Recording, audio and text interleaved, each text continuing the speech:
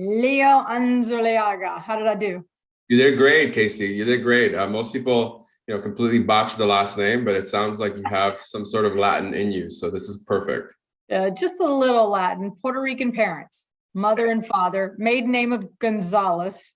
So Vale, vale. That's great. That's great. if I mess it up, my heritage would be like really upset with me. So where are you from originally? South America. So I was born in Bolivia in 1983. We moved to the States in 1993 and been in the Washington, D.C. metropolitan area ever since. Okay, wonderful, wonderful. Is your family still here or still Yeah. there? Well, I have some family there, aunts, uncles, but my immediate family, my parents, my brothers, their families, we all live in this area. I mean, I have a brother in the West Coast, but the majority of our families here in Northern Virginia. Gotcha. All right, so let's do a little quick history lesson. How in the world did you get in the mortgage business? That's a great question. So back in 2003, one of my friends was actually giving me guitar lessons, and he just so happened to say, "Hey, I think that you do really well in real estate. You should definitely get into mortgages." And I said, "No." I mean, because it sounded like a pyramid scheme, you know what I mean, at one point. And we all know how we got roped into one of those in the past, right? So I was like, "I'm not interested." I've been through that, that whole thing. I was like, "Well, that's great." He's like, "Well, I just bought my first condo." And I'm like, you're not, what do you mean you bought a condo? You're 19 years old. He's like, "Yeah, I just bought a condo." And I'm like, "I don't believe you." So net, I literally drove to his mother's house and he literally showed me the contract for the condo that he purchased or is under contract and a couple of commission checks. And I literally looked over to him and I was like, "Moses, is this legal? Like, what are you doing here? How are you making this much money?" You know what I mean? At 19 years old, right? And he told me, he's like, "It's mortgages, man. I told you, I think you do really good at this." So, of course, curiosity killed the cat, right? So, of course, I was curious, and I started taking classes in this brokerage. It was a brokerage nearby, where they were teaching people, how to read rate sheets, et cetera. How to sell on a basic level, essentially. And shortly thereafter started to climb. But like I always say this to people, anyone that entered the marketplace before the liquidity crisis, it was a completely different business. You know what I mean? Like things were ringing off, the phones were ringing off the hook constantly, and you always had an inbound of referrals. But it wasn't until 2006 when things kind of changed that I needed to make a decision, right? Either A, leave the industry, or B, really double down in terms of what this environment, this industry is obviously all about. So that's a quick synopsis of how I got started in this business. Man, what a great timing of this conversation, right? Because you had to make a decision, double down or get out. And there's a lot of people right now after the last 2 years where, of course, at the height of their production, performance, I'm going to say, was easier, substantially easier. Now we're going to have to work in a different way. Yeah. We're not working, and it doesn't discount how hard everybody worked, but it's a different type of work. Yep. So let's just sort of say, let's fast forward to today. Yep. You're a senior VP. Is that right? That's correct. So what kind of advice or tutelage are you giving to your loan officers that might have applied to back in 2006 for you? Yeah, I mean, I think, first and foremost, what's interesting about this industry to me is that there's really no sequence, right? So if you really think about the sequence of an originator, right? Like you're almost like tripping your way into success, right? So typically the way it works is like you find someone that's doing really well, and then you literally, kind of corner him or her, and you say, "Hey, how do you know all this?" Right. And they're like, "Well, I read this book," right? And they're like, "Okay, great. So let me go get that book." So you read the book, you're like, "Okay, great. I now understand like what you're talking about." And then you kind of find someone else, and then you're kind of just like literally hopping around for a few years, trying to understand like the actual sequence. I think you guys have done a phenomenal job of creating a sequence, for new LOs, veteran LOs, et cetera, to be able to originate. But there really isn't anything out there like that in sales, right? So my advice to a new originator today would be this, right? You need to become a master of your trade, right? I think that in a refinance world where things, where low interest rates are the norm, it's very easy to, let me rephrase that, it's easier, right, to succeed, right? But when interest rates are in the 5% or in the high fours, right? Like you were primarily looking at purchase transaction or restructuring of debt, you really need to be a skilled professional in order to succeed, right? And so I've been fortunate enough to bump into the right people along the way. And I created a sequence in which, hey, this is exactly how you do it. There's been specific people along the way, people that you and I obviously know, the Mary Habibs of the world, like the Todd Duncans of the world, like, you name it, right? The Tim Braheems of the world. Those guys played an instrumental role in my life at the very beginning, because they gave me that sequence that I needed. The Brian Buffinis of the world, right? Another mentor of mine, right? And so I say, become a student, become a master, make a decision to become a master of this industry. And that stuff usually is the beginning of great things in the future. So that's kind of my initial advice. So I say the same thing. Mine is be a student of your profession, but I love be a masterful student of your profession, master your trade. And I love that you listed, Leo, whether you know it or not, you listed multiple people, organizations, etc. You didn't just say there's only one way. There's multiple ways to attack it.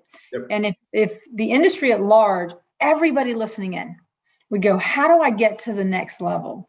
And it's not just think it, it's model it. There is a sequence. And the sequence, when you start checking it off, it simplifies it. So it takes away all the complicated, how do I do this? How do I get better? And say, okay, methodically, I can do X. And so it makes it easier. So tell me this, when you transitioned in 2006, and I've only known you for a short time here now, I'm like, okay, you had the mindset of, I'm going to double down and figure it out. What's the advice you give to people when they're in that mindset of making that decision? How do you help them shift into doing the double down? Great. That's an excellent question. So, and I want to touch on the sequence a little bit before I answer that, right? Because I think it plays a role. So what I've noticed in my own journey is that the sequence is actually tied to this one word, and the word is how. Okay. That's the pressing question every single sales professional has. It's like, how do I, first step, how do I start this? Great. Once you start doing this, the next question is, how do I grow this?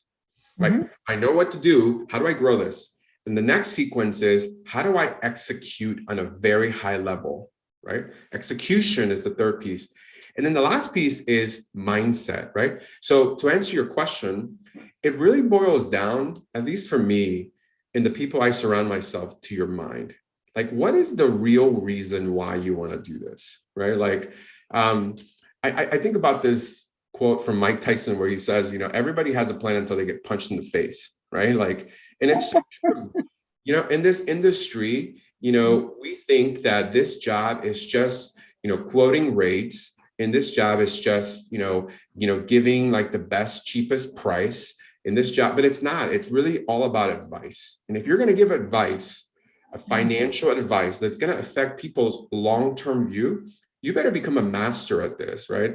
And so the why is super important in sales. With the agents we coach, with the financial advisors that we surround ourselves. The question I always sit across the table and I say, what's your end goal and why are you doing this? How did you get into this business, but why?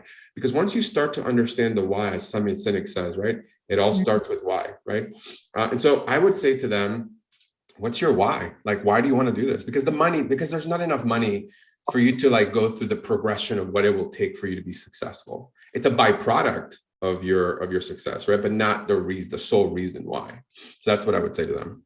Man, you're right in alignment with me. I think we could be soul brothers, soul sisters. What is it when it's a brother and a sister? Anyway, soulmates. Siblings. Don't tell my husband that. But anyway, so let me ask you this, because I'm like, all right, master your trade, know your why. What's your why? It's a great question. I actually have the answer to this. So I read the book Simon Sinek, and he Start With Why, and he really helped me understand that it really all boils down to the why. Most people sell on the what, some people sell on the how. Very few understand their why. Here's my why. It's 3 words: impact. Impact is an acronym for me, and it stands for I must personally act. I must personally act in order to make an impact in this world. Second word is connect. I want to connect people to things that matter to me, right? Yes, business. Yes, I want to do business with them. Yes, I want to connect them, obviously, to our firm, et cetera. But ultimately, I want to connect them to things that matter, right? And then the last one is inspire. Inspire literally equates to helping people see way beyond what they cannot see, right? And so oftentimes in this journey, at the very beginning, you need someone that's going to believe in you more than you believe in yourself, right? And so like inspiration literally boils down to helping you see way beyond what you cannot see. And so that's kind of the why. The how piece is two words. It's how and community. So I teach people how. I've built my entire business on helping real estate agents grow their business. In other words, giving them the sequence, right? And number two is community. I've created community within these circles, right? To help not only them win, but us win, right? The we is more important than the I, right? And then the what do I do? Well, I'm a business professional and I just so happen to originate mortgages, right? And so that is my why. That is why I do what I do. And it really just boils down, it goes way beyond just becoming a top producer, right? I hear so many people like striving to become the creme de la creme, but man, it's lonely up here. It really is, right? Very And lonely unless, at the time. right? Yeah, it is. But unless you actually have your friends with you, unless you actually create other people, unless you become the Sherpa in this climb, right? Like it just gets lonely. And so to kind of close this piece out, I read a book called 100X Leader by Jeremy Kubicek and Steve Cockerman. He said the beginning of the book is so powerful. He said, most people like look up to the climbers that climb Mount Everest. They're like, I can't believe that guy summited Mount Everest. Can you believe that, right? They spend so much money to do this. They've invested so much time in themselves, right? And we always like look up to them and elevate them. He goes, that's important. He goes, but here's who we should really elevate. And that's the Sherpas that do this on a regular basis, right? And so here's my goal in this life. I want to create an impact. I want to inspire people and I want to connect people because ultimately I believe that I am a Sherpa, not just for my clients, but for my business partners. That's my why. Oh my gosh, Leo, we need to have coffee because I'm laughing. Interesting. So many things you said. All right. So I've been known, right? XINNIX, right? Out in the world is the how-to company. Yeah. How do you do something? Yeah. How do you grow? How do you execute? And then I'm again looking at your why. You know, my why is easy, right? I believe that God has gifted me with the intention of helping others get their why and inspiring and impacting them. And my legacy, I hope and I pray, is that people said, because of me, XINNIX, they are better. Yes. But one thing that I just wish I could wrap my arms around you and say thank you for is that I'm not going to cry, but that you see the best in others more than they quite often see themselves. And that is what people need, is someone to believe in them, for them to believe in themselves.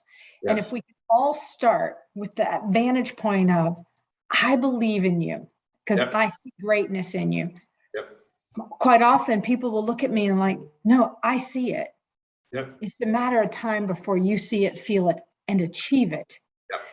And because I was blessed with this beautiful little Puerto Rican mother who she didn't even know, right? She wasn't a student of success. She just was a great woman. She is still a great woman. She's 92 years old, just turned 92. Her words, the wisdom of her words were wonderful. And I wouldn't be here today if I hadn't had someone who said, I believe in you. Yes. But how few people get that is remarkable to me. And so we exist, you exist with us, Leo, to help inspire people and connect them to their greatness and to let them achieve something that they don't even know right now that they could if they believed in themselves. So I've got to end just because you've blown my mind, and we could keep going on for hours. But that's a good point, right? And I think if I can just cement one thing that you said, I will say this, right? My uncle, my wife's uncle, he's also my family's Uncle Jimmy. He said this to me a long time ago. He said, Leo, everybody wants to be seen, heard, and understood.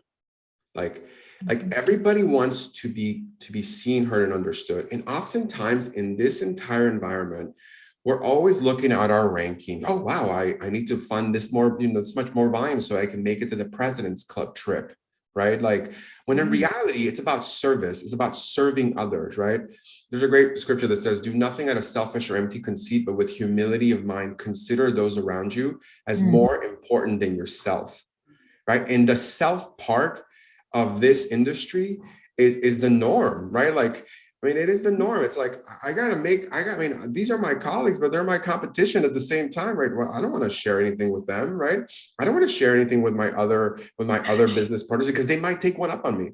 That's not the key. The key is, how can we climb this together? Let me show you the ropes. Let me show you where I've come. And let me show you the people that I'm following that have done this, right? And so the we is much greater than the I.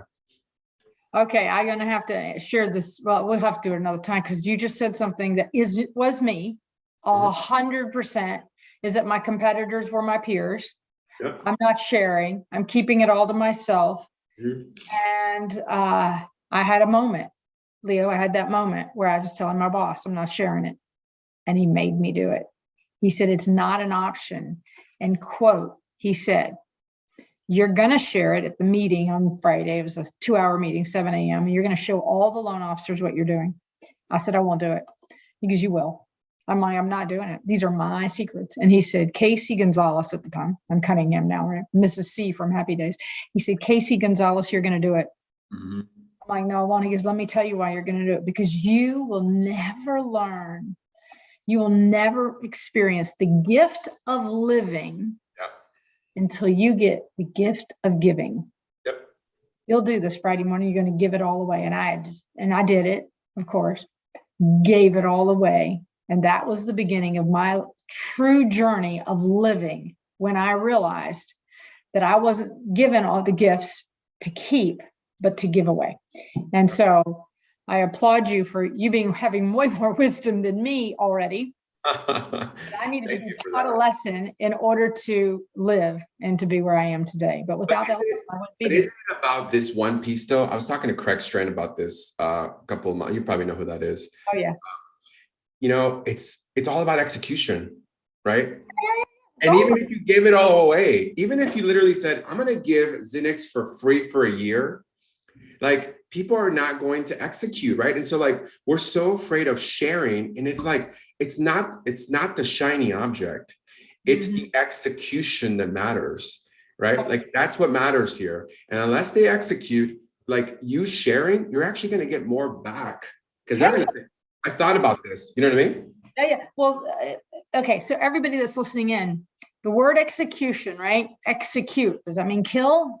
It means execute. Okay, so go to the key thing is, anybody leaves today, man, I hopefully you got a ton because Leo's full of wisdom. Leo, we're going to do another interview another time. Sure. I might have to do a series with you, sir. So one of the key things, though, that you said is execute. If everybody would stop this is for everybody, not just loan officers, this is life. We overcomplicate the simplicity of executing every day. What is executing every day? Start every day with the question. Just one. If you could just start every day with one question, what do I need to do today? Just today, right now, today, that will elevate my business, my relationships, my success, elevate my children. One thing. Yep. Answer the question and then do it. The simplicity of that will get you to the next level. Yep. So if, today, anybody listening in, ask yourself the question, and we'll end with this one question. What do I need to do today to become a master of my profession? And then execute on that and plug in. Find your mentor, the training program, the coaching program, whatever it might be, and make that decision and execute. And then every morning ask yourself that same question and watch what happens. That's it. Hey, you are, can we do this again? I would love that. So many nuggets that you've put in there, and I hope everybody enjoyed it. But what a privilege. We'll talk more about the industry later. I loved your insight. God bless you, and thank you for some time today. Thank you, Casey.